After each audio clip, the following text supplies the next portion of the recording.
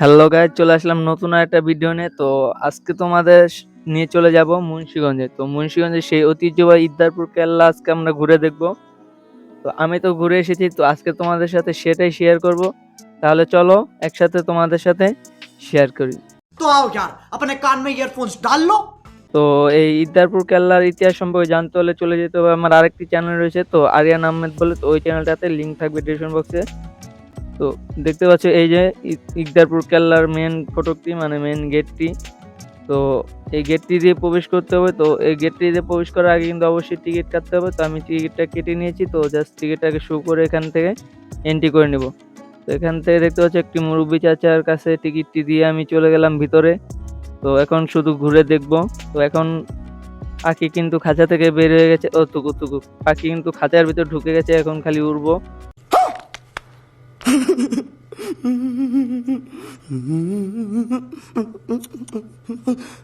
তো দেখতে পাচ্ছ খুব ফুল দিয়ে খুব সুন্দর বাগান করা হয়েছে।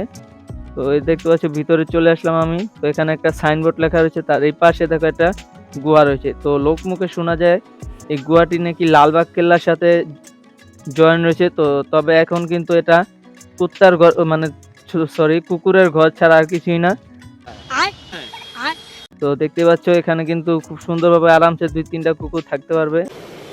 अच्छा। তবে এটা যে লালবাগ কেল্লার সাথে কিভাবে জড়িত হলো আমি সেটাই বুঝতে পারলাম না। তো যাই হোক, এটা দেখে আমি এখান থেকে চলে যাব। এখানে দেখতে পাচ্ছ কিছু লেখা রয়েছে। তো যারা শিক্ষিত রয়েছে তো তারা এখান থেকে পড়ে নেবে ইতিহাসটা।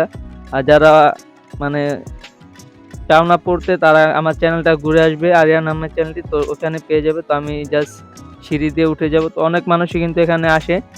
তো অবশ্যই কিন্তু ছুটির দিনগুলো তোমরা দেখে আসবে, কারণ সপ্তাহে 2 দিন এটা বন্ধ থাকে।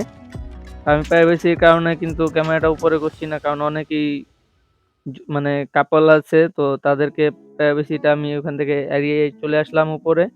তো এই যে দেখতে পাচ্ছ কেল্লার মেন উপরটি। তো যাই হোক, ছোট হলে কিন্তু মাটির তলে কিন্তু অনেকটাই রয়েছে। তো এই যে দেখতে পাচ্ছ মেন উপরটি, এখান থেকে কিন্তু ঘরগুলো ভেঙে চুরে তাছনাছ হয়ে গেছে। তো এখান থেকে কিন্তু খুব সুন্দর একটা ভিউ পাওয়া যায় এই মুন্সিগঞ্জের কেল্লার। তো সেই ভিউটাই তোমাদের দেখতে হলে সরাসরি চলে আসতে হবে এই মুন্সিগঞ্জ কেল্লাতে। তো এই দেখতে পাচ্ছ কি সুন্দর একটি ভিউ। তো আমার কাছে ড্রোন নাই, ড্রোন থাকলে আমি ড্রোন ফুটেজগুলো তোমাদেরকে দেখাতাম। তারপর আমি কালেক্ট করার চেষ্টা করব। আর এই যে গর্তগুলো দেখছো, এই গর্তগুলো দিয়ে কিন্তু নজর রাখতো এই কেল্লার যে সেনাবাহিনীরা ছিল, তো তারা কিন্তু এই ফুটোগুলো দিয়ে কিন্তু নজর রাখতো। তো এই দেখতে পাচ্ছ ড্রোন শটে তোমরা কেল্লাটি কি সুন্দর লাগছে। তো তোমরা অবশ্যই আসবে, একবার হলেও ঘুরে যাবে, তোমাদের কাছে ভালো লাগবে এই কেল্লাটি।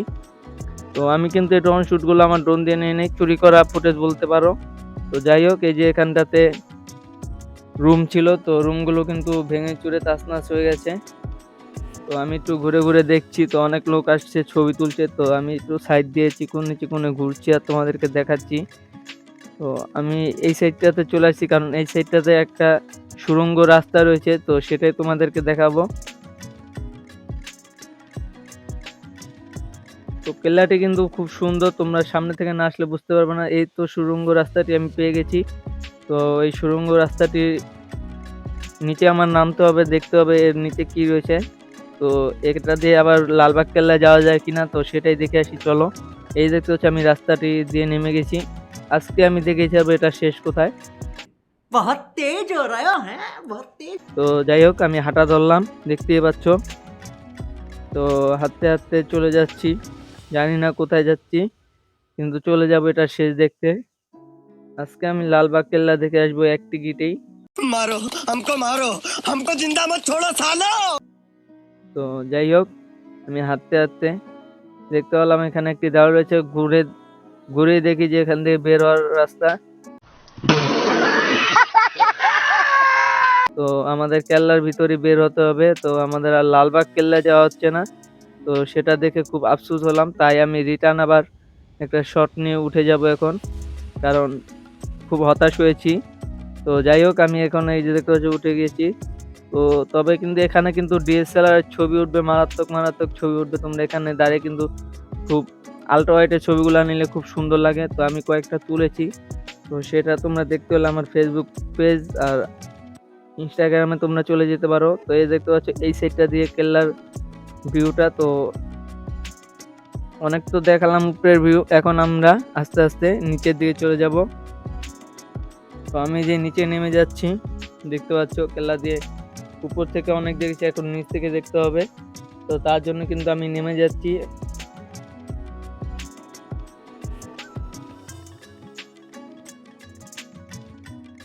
তো কেল্লার সামনে দেখতে পাচ্ছ খুব সুন্দর বড় একটি পুকুর। তো তোমরা চাইলে এখানে গোসল করতে পারো।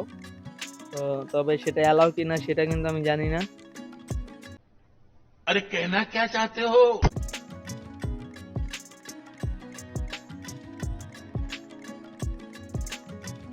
এখানে খুব সুন্দরভাবে দেখা যাচ্ছে যে গাছপালা লাগানো হয়েছে। তো এই কেল্লাটা দেখতে পাচ্ছি চার কোনায় কিন্তু এরকম গোল গম্বুজ আকারে রয়েছে। তো যেখান থেকে কিনা সৈনিকরা নজর রাখতো যে দুর্গ থেকে কেউ আক্রমণ করেছে কিনা, কোনায় দেখতে পাচ্ছ। আর এখানে দেখো নারকেল গাছ। তো এখানে দেখতে পাচ্ছি ইদারপুর কেল্লার জাদুঘর তৈরি করা হয়েছে নতুন করে। এখানে যেই ঐতিহাসিক জিনিসগুলো ছিল তো সেটা কিন্তু এখানে রেখে দেওয়া আছে, কিন্তু ধন সম্পদগুলো বড় জাদুঘরে পাঠানো হয়েছে। তো আমি যতটুকু জানি, তবে তাহলে চলো এটার ভিতরে দেখে আসি কি অবস্থা কি। এই তো দেখতে পাচ্ছ আমাদের সেই জাদুঘরটি। তো এখন তোমাদের নিয়ে আমি এটার ভিতরে প্রবেশ করব আর দেখব যে এর ভিতরে কি কি ইতিহাস রয়েছে। তাহলে চলো একসাথে তোমাদেরকে নিয়ে এটার ভিতরে প্রবেশ করি।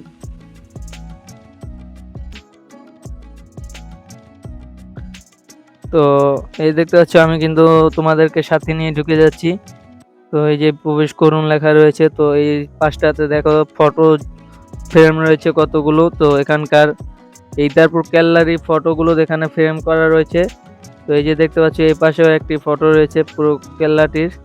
তবে এখন কিন্তু এটা ধ্বংসের পতনে চলে গেছে।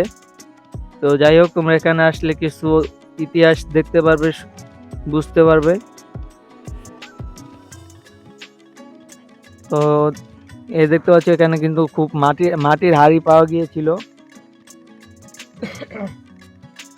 তো বিষয়টা কি হয়েছে, আমি ভিডিও করার সময় একজন দেখে আমাকে বললো যে ভিতরে ভিডিও করা অ্যালাউ নাই। কেন আমি সেটা বুঝতে পারলাম না। তবে আমি কি তোমাদেরকে না দেখাবো, আমি কিন্তু তোমাদেরকে চুরি চুরি করে হলো ভিডিওটা দেখাবো যে ভিতরে কি আছে। এখন চলে আসছি বাইরে, বাড়িটা ঘুরে আমি চলে যাব। তো দেখা হচ্ছে নতুন কোনো ভিডিও নিয়ে। এ পর্যন্ত তোমাদের এই চ্যানেলটা সাবস্ক্রাইব করে এই চ্যানেলের পাশেই থাকবে এরকম দারুণ দারুণ ভিডিও পাওয়ার জন্য। আর অবশ্যই কিন্তু তোমরা ইকদারপুর কেল্লাটি এসে ঘুরে দেখবে, কেমন লাগে অবশ্যই কমেন্টে জানিয়ে দিবে। আল্লাহ হাফেজ।